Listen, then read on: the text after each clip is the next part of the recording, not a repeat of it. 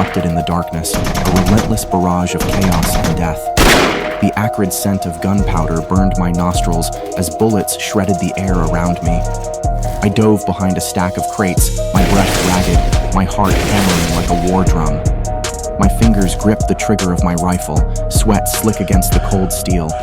I had seconds, no, less, to figure a way out before the cartel's soldiers closed in.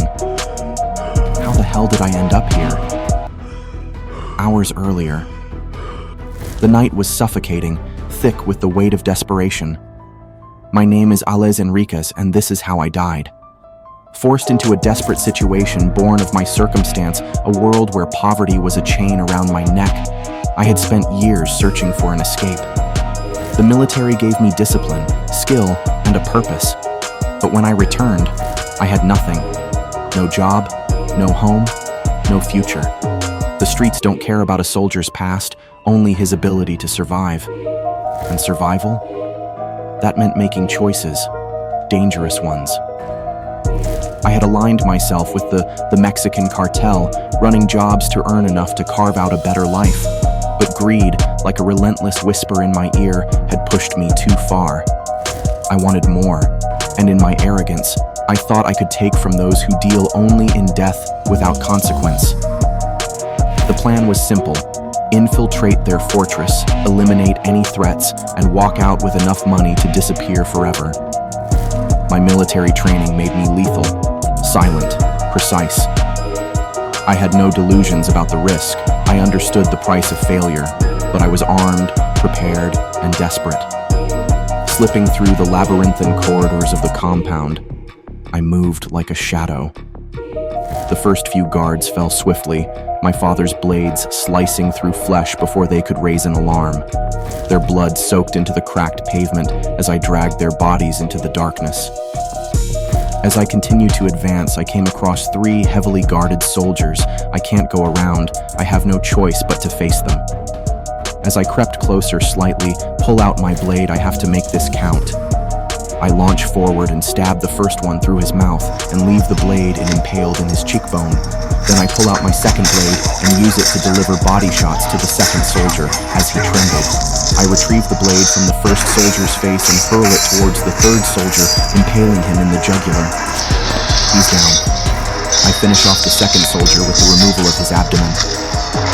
It's done. I gather my weapons and move on. I come across more guards whose numbers are too vast to the point where I just have to avoid them. I take out a few smaller groups silently and continue with each step.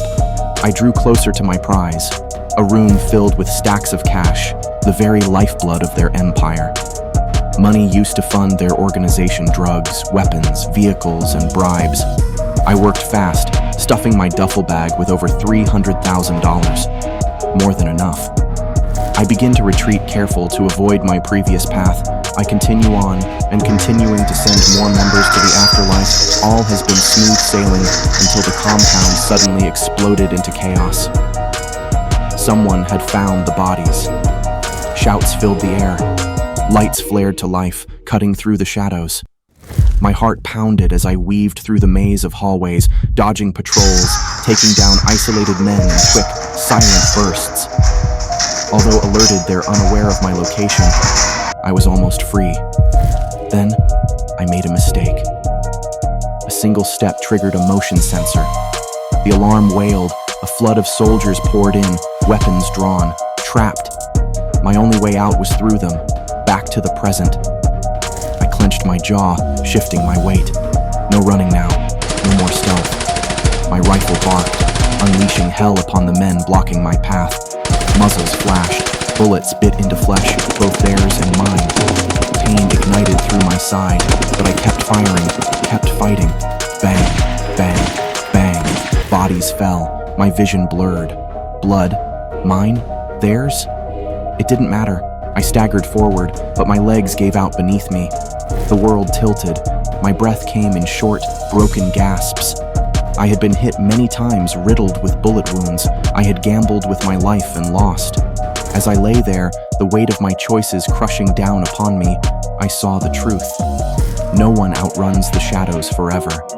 My story, my name, forgotten in the endless churn of the underworld.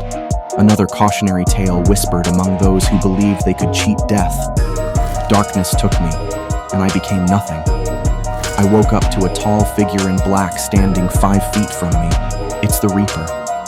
He didn't have to say anything. I knew where I was and why I was here. Are you the one that comes for us all? You, him. Are you the Reaper? That's what they call me, he replied.